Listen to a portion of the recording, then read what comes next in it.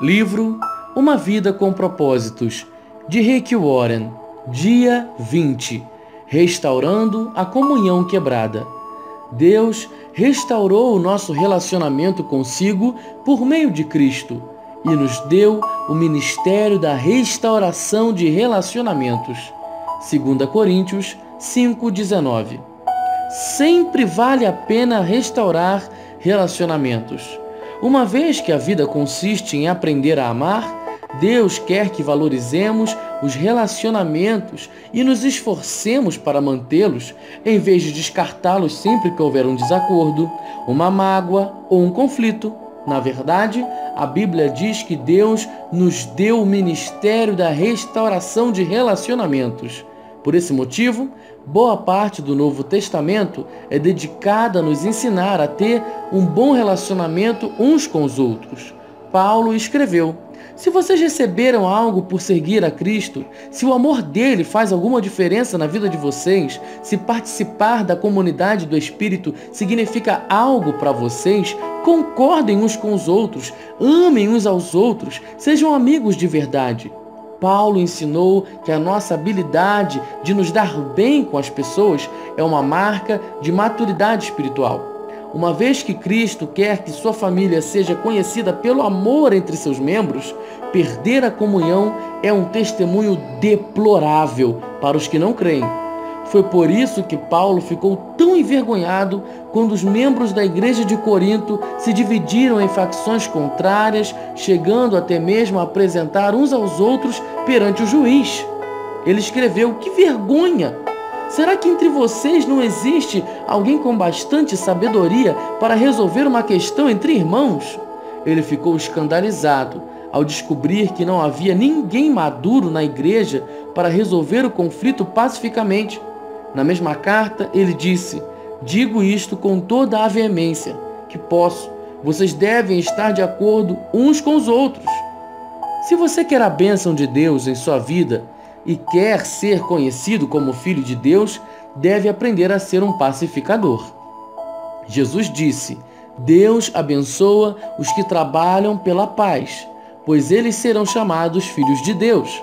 Note que Jesus não disse: bem-aventurados os que amam a paz, pois todo mundo ama a paz. Nem disse: bem-aventurados os pacíficos, que nunca se incomodam com nada. Jesus disse: bem-aventurados aqueles que trabalham pela paz, aqueles que procuram efetivamente solucionar conflitos. Pacificadores são raros, porque fazer a paz é um trabalho árduo. Como você foi moldado para ser a parte da família de Deus, e o segundo propósito de sua vida na Terra é aprender a amar e se relacionar com as pessoas, promover a paz é uma das habilidades mais importantes que você pode desenvolver. Infelizmente, a maioria de nós jamais aprendeu a resolver conflitos. Promover a paz não é evitar conflitos. Fugir de um problema, fingindo que ele não existe, ou ter medo de falar nele, é, na verdade, covardia. Jesus, o príncipe da paz, nunca teve medo de conflitos. Em determinada ocasião, ele provocou um conflito para o bem de todos.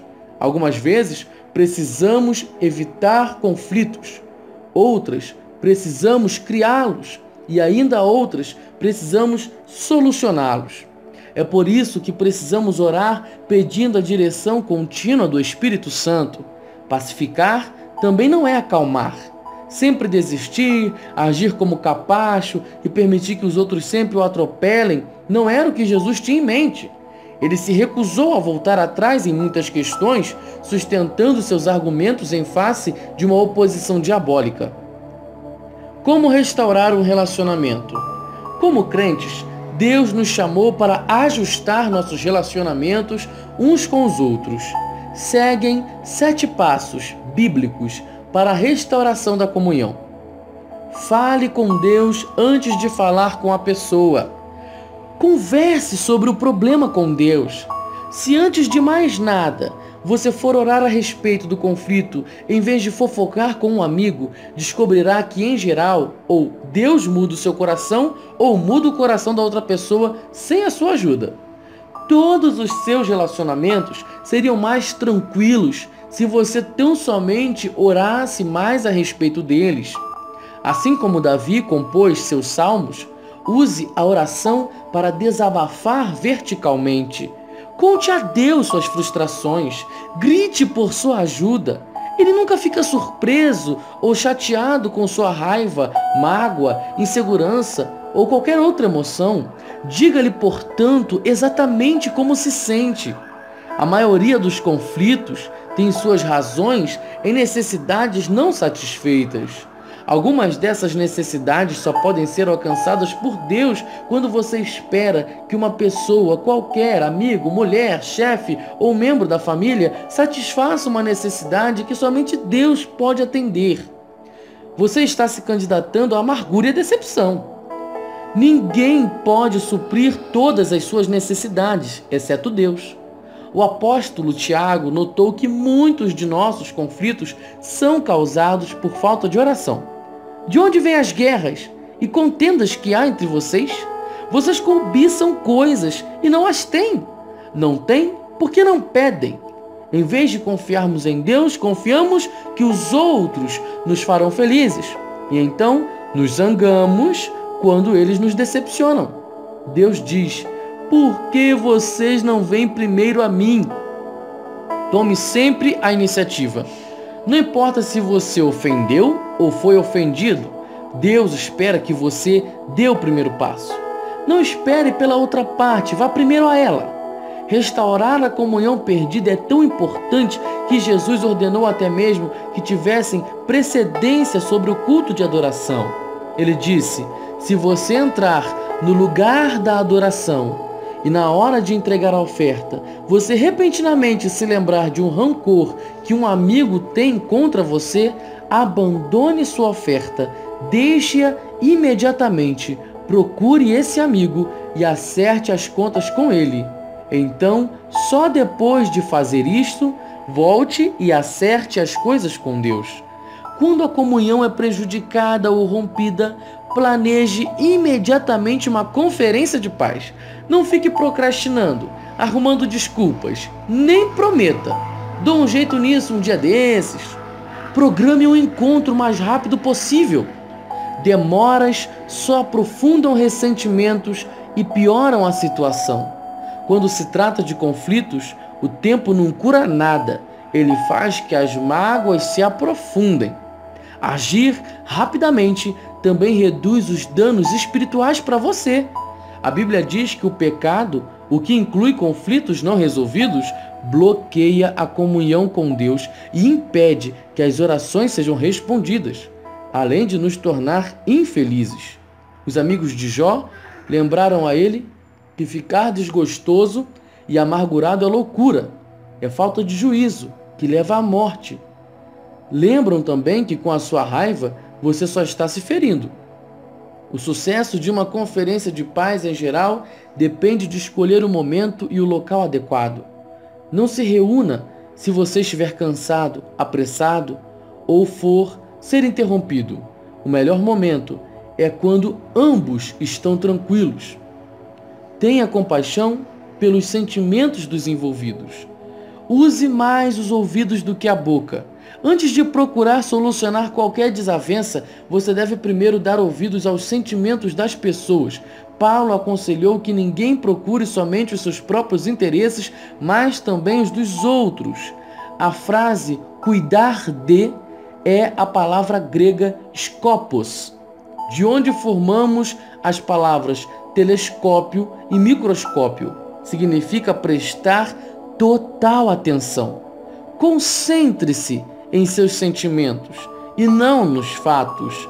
Comece pela compaixão e não pela solução. Não comece tentando conversar com as pessoas sobre como elas se sentem. Apenas ouça-as e deixe-as descarregar emocionalmente sem ficar na defensiva. Assinta com a cabeça, sinalizando que compreende mesmo quando não concorda. Sentimentos nem sempre são verdadeiros ou lógicos. Na verdade, ressentimentos nos fazem agir e pensar como tolos. Davi admitiu: meu coração estava cheio de amargura e eu fiquei revoltado. Eu não podia compreender, ó Deus. Eu era como um animal sem entendimento. Todos agimos como animais quando estamos feridos. Em contrapartida, a Bíblia diz: a sabedoria do homem lhe dá paciência. Sua glória é ignorar as ofensas. A paciência vem do conhecimento, e o conhecimento vem de escutar a perspectiva dos outros. Quando ouve, você está dizendo: valorizo sua opinião, preocupo-me com o nosso relacionamento e você é importante para mim. O ditado é verdadeiro. As pessoas não se importam com o que sabemos até que saibam que nos importamos. Para restabelecer a comunhão, é preciso carregar o fardo de termos consideração para com as dúvidas e temores de outras pessoas, daqueles que sentem que essas coisas estão erradas. Agrademos ao outro e não a nós próprios. Façamos aquilo que é para o seu bem e assim o edificaremos no Senhor. É sacrificante absorver pacientemente a raiva dos outros, sobretudo quando ela é infundada. Mas lembre-se, foi isso que Jesus fez por você. Ele suportou uma fúria infundada e maliciosa para salvá-lo. Cristo não agradou a si próprio, mas como está escrito: os insultos dos que te injuriaram caíram sobre mim. Confesse sua parte no conflito. Se você realmente deseja restaurar um relacionamento, deve começar admitindo os próprios erros e transgressões. Jesus disse que esta é a forma de ver as coisas com mais clareza. Tire primeiro a viga do seu olho, e então você verá claramente para tirar o cisco do olho do seu irmão. Já que todos temos pontos cegos, você precisará pedir a uma terceira pessoa que o ajude a avaliar suas ações antes de se encontrar com a pessoa com quem você tem um conflito. Também peça a Deus que lhe mostre quando o problema foi causado por você. Pergunte: sou eu o problema? Estou sendo irrealista, insensível ou sensível demais? A Bíblia diz: se afirmarmos que estamos sem pecado, enganamo-nos a nós mesmos. A confissão é uma ferramenta poderosa para a reconciliação. Frequentemente, a forma de lidarmos com um conflito cria um problema ainda maior do que o problema inicial em si. Quando você começa admitindo humildemente os seus erros, isso neutraliza a raiva da outra pessoa e desarma o seu ataque, porque ela provavelmente esperava que você ficasse na defensiva. Não dê desculpas, nem transfira a culpa. Apenas confesse sinceramente qualquer participação que você tenha tido no conflito. Aceite a responsabilidade pelos seus erros e peça perdão. Invista contra o problema, não contra a pessoa. Não há como solucionar o problema se você estiver preocupado em identificar a culpa. Você terá de fazer uma escolha. A Bíblia diz: a resposta calma desvia a fúria, mas a palavra ríspida desperta a ira. Você nunca se fará entender estando zangado. Então escolha cuidadosamente as palavras. Uma resposta branda é sempre melhor que uma resposta sarcástica. Na solução de conflitos, a maneira em que você fala é tão importante quanto o que você fala. Se você falar de forma ofensiva, a outra pessoa ouvirá de forma defensiva. Deus nos diz: quem tem coração sábio é conhecido como uma pessoa compreensiva. Quanto mais agradáveis são as suas palavras, mais você consegue convencer os outros. Irritar as pessoas jamais funciona. E você nunca é persuasivo quando é áspero. Durante a Guerra Fria, ambos os lados concordaram em que algumas armas eram tão destrutivas que jamais deveriam ser usadas. Atualmente, as armas químicas e biológicas foram banidas e os estoques de armas nucleares estão sendo reduzidos e destruídos. Para o bem da comunhão, você deve destruir seu arsenal de armas nucleares relacionais, ou seja, condenar, menosprezar, comparar, rotular, insultar, ser irônico e sarcástico. Paulo resume tudo isso dessa forma: não digam palavras que fazem mal aos outros, mas usem apenas palavras boas que ajudam os outros a crescer na fé e a conseguir o que necessitam para que as coisas que você diz façam bem aos que ouvem. Coopere tanto quanto possível. Paulo disse: façam todo o possível para viver em paz com todas as pessoas. A paz sempre tem uma etiqueta de preço. Às vezes custa o nosso orgulho, frequentemente custa o nosso egoísmo. Pelo bem da comunhão, faça o melhor que puder para chegar a um acordo. Adapte-se aos outros e mostre preferência pelas necessidades deles. Uma paráfrase da 7ª bem-aventurança de Jesus diz: você é bem-aventurado quando mostra às pessoas como cooperarem em vez de competirem e brigarem. É então que você descobre quem realmente é e o seu lugar na família de Deus. Dê ênfase à reconciliação, não à solução. Não é realista esperar que todos concordem a respeito de tudo. A reconciliação se atém ao relacionamento, enquanto a solução se atém ao problema. Quando focamos a reconciliação, o problema perde a importância e, não raro, se torna irrelevante. Podemos restabelecer um relacionamento mesmo quando somos incapazes de resolver nossas diferenças. Os cristãos muitas vezes discordam sincera e legitimamente, dando opiniões divergentes. Mas podemos discordar sem ser desagradáveis. O mesmo diamante tem diferentes aspectos, quando visto de diferentes ângulos. Deus espera unidade, não uniformidade. Podemos caminhar de braços dados sem concordarmos em todos os assuntos. Isso não significa que você deva desistir de encontrar uma solução. Você pode precisar continuar conversando e até mesmo discutindo, mas faça isso com espírito de harmonia.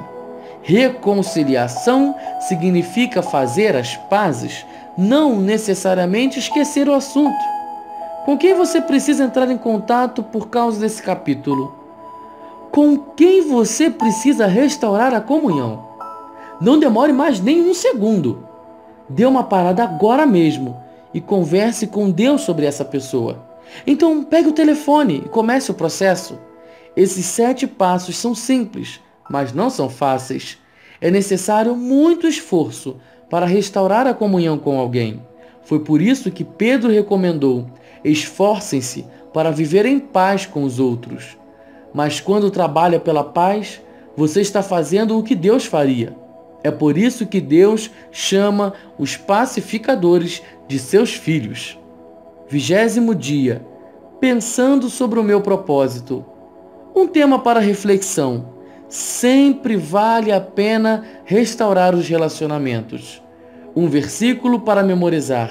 Façam todo o possível para viver em paz com todas as pessoas. Romanos 12, versículo 18. Uma pergunta para meditar: com quem preciso restaurar meu relacionamento no dia de hoje? Voz: Daniel Moura de Paula.